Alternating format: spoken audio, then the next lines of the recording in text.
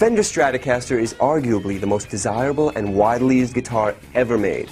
For more than 50 years, the Strat has been the guitar of choice for such legends as Jimi Hendrix, Buddy Guy, Jeff Beck, Eric Clapton, the list goes on. Now, we all know and love this guitar in its finished form, but did you ever wonder just what it takes to make this badass mofo?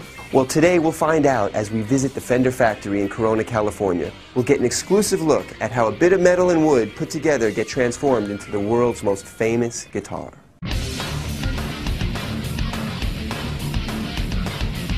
We're here with Del Breckenfeld, Director of Entertainment Marketing for Fender Guitars, at the Fender factory, the place where they make the Fender Stratocaster, which we hope Del might be able to show us how it's done. That's great. You guys want to follow me? We'll take a walk. Thanks for having us. Where are we now? What are we about to enter? This is in the rainforest right now because if you look up, this is a main manufacturing for Fender. Those misters are putting humidity into the air. So this is all computerized to keep the humidity at a constant level. We need our glasses. Right? Glasses on, safety first, people.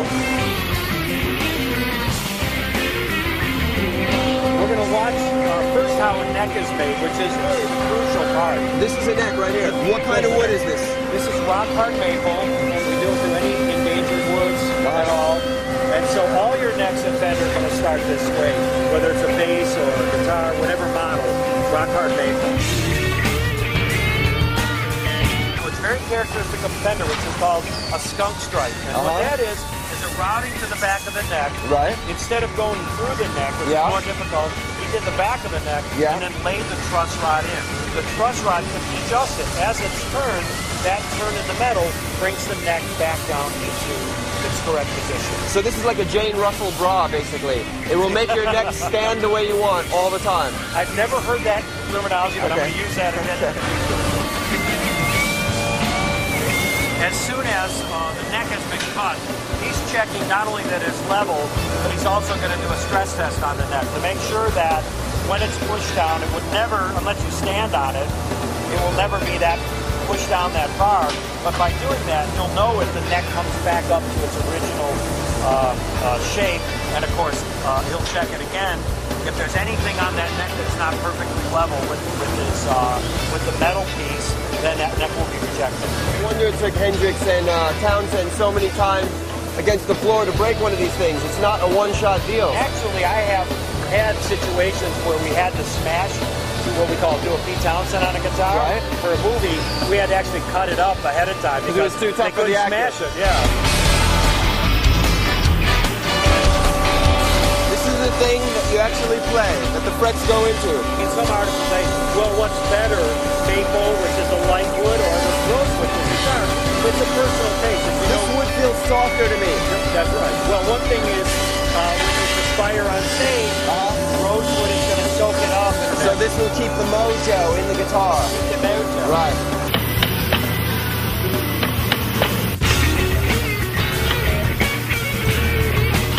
They're literally banging the frets in. That's right. And after they're banged in, they actually put on that on the machine when they tighten it and actually pushing the fret down by hand.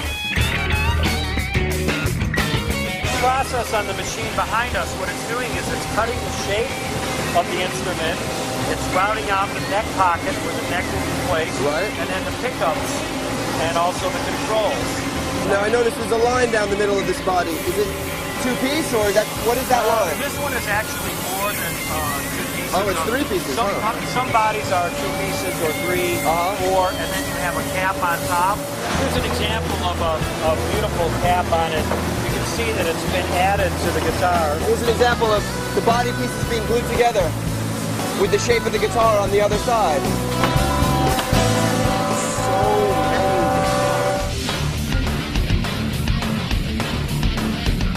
Wow, we are in neck world right here. This is where those necks and bodies are ending up, and these workers are responsible for what the guitar is going to be when it goes into paint, meaning that neck shape that you play on the guitar is actually done here.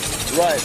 The original guitar design was the shape of a woman's body, and we refer to a guitar the head, the neck, and the body, and the curves of the guitar.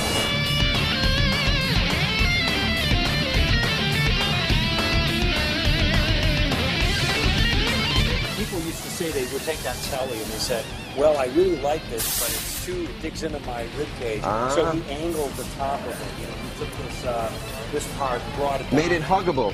Huggable, exactly. All of a sudden it became very aerodynamic. We have artists like John Mayer that will come out here and actually oversee some of the models that are being made for him. That being said, many artists buy right off the line.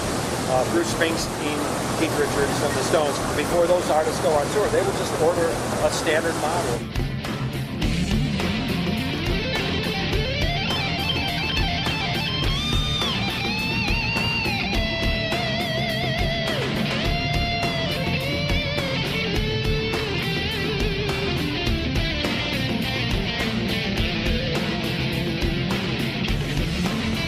Bodies have come out of paint, they need to dry before their final sanding. When they do the final buffing and sanding is where you get that real shine, that real sheen on the guitar. Right. So these different bodies are going up, they're going to go up the system, go over the final assembly, then they'll be cured and dried up there. How long does the paint actually take to dry? It's about 3 days. This is final production. This is actually the end of the road for a guitar. So before the guitar actually goes to the customer, this is its last stop to make sure that it's perfect in every way, that the quality is there, and also that it's tuned and set up and plays well.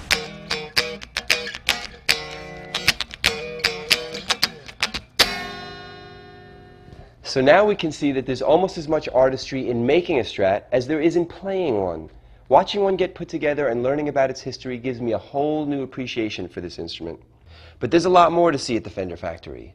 In future episodes, we'll visit the famed custom shop, amp assembly, and see how some of the other famous Fender models are made.